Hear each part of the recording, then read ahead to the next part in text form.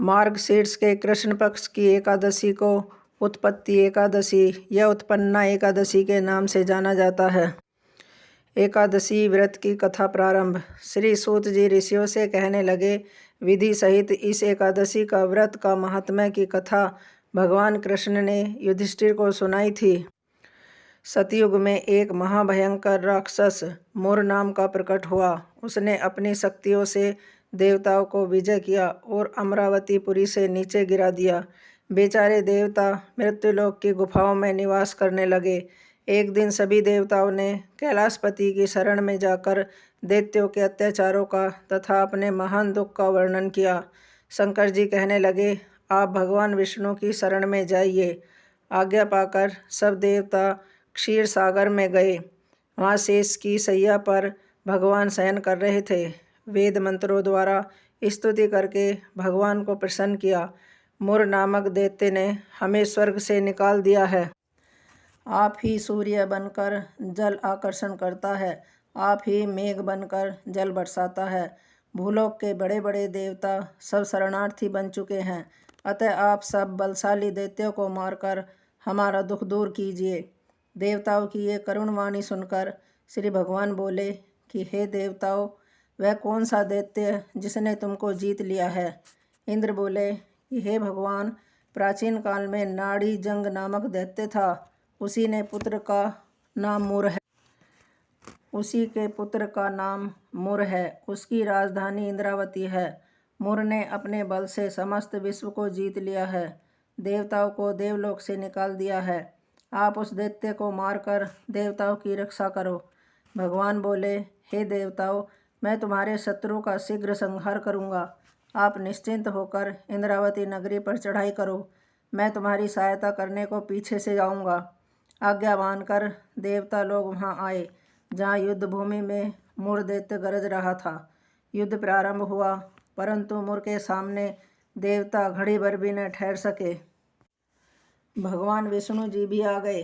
भगवान ने सुदर्शन चक्र को आज्ञा दी, शत्रुओं का संहार करो।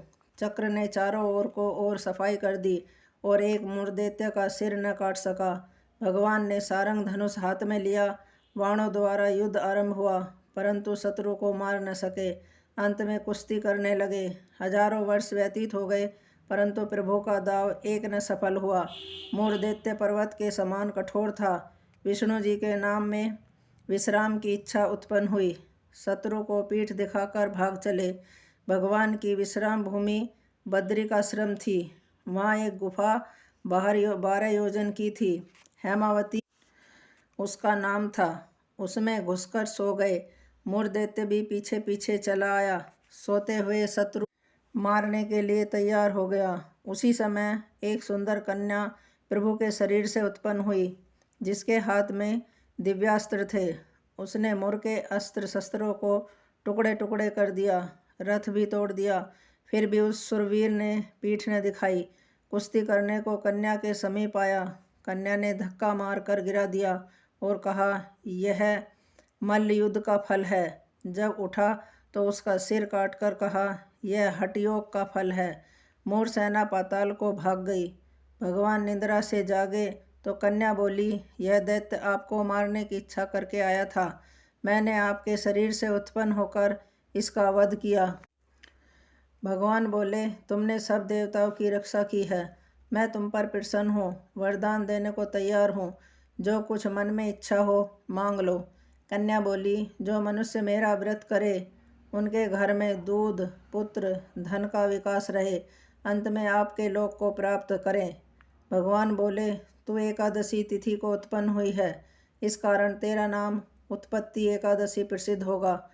जो श्रद्धा भक्ति से तेरा व्रत करेंगे, उनको सब तीर्थों के स्नान का फल मिलेगा। घोर पापों से उद्धार करने वाला तेरा व्रत होगा। ऐसा कहकर भगवान अंतर्ध्यान हो गए। पतित पावनी शिव तारिणी का जन्म मार्गशीर्ष कृष्ण पक्ष में हुआ, इस कारण इसका नाम उत्पन्ना प्रसिद्ध है। इस दिन भगवान विष्णु का पूजन व सेवा करनी चाहिए। हरि ओम।